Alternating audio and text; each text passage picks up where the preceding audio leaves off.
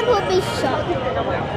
কারণ দেশকে তো আমরাই যুদ্ধ করে বাঁচিয়েছি, অনেক মারা বাবারা আসেনি, কিন্তু আমরা এসেছি। আমরা আমাদের জীবন যতটুকু আছে জীবন দিয়ে যুদ্ধ করেছি, না হলে তো আজকে এই দেশটা বাঁচত না। বরং স্বৈরাচার এখানে থাকতো, মানুষের উপর অত্যাচার করত। এটা কি করা উচিত?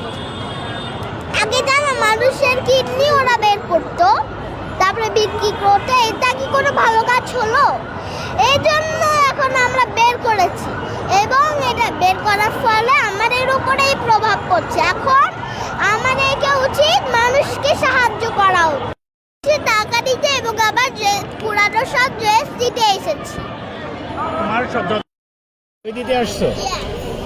সব দিয়ে দিয়েছো তুমি? না, এখনো পর্যন্ত দিইনি।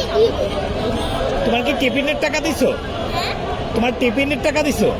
আমার টাকা আছে, সেই টাকাগুলো আমি দিব।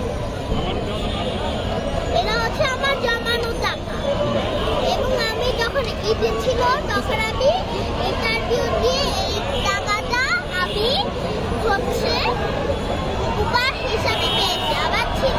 আমার ইচ্ছা ছিল এটা দিয়ে একটা বিজনেস করবো, এই জন্য আমি জমিয়ে রেখেছিলাম।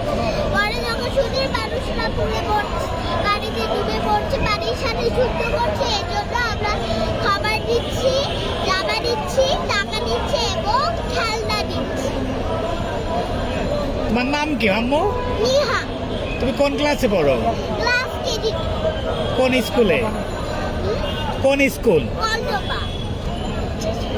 Thank যতগুলো স্বাস্থ্য আছে ততগুলো স্বাস্থ্য দিয়ে আমি এখানে মানুষকে সাহায্য করতে এসেছি।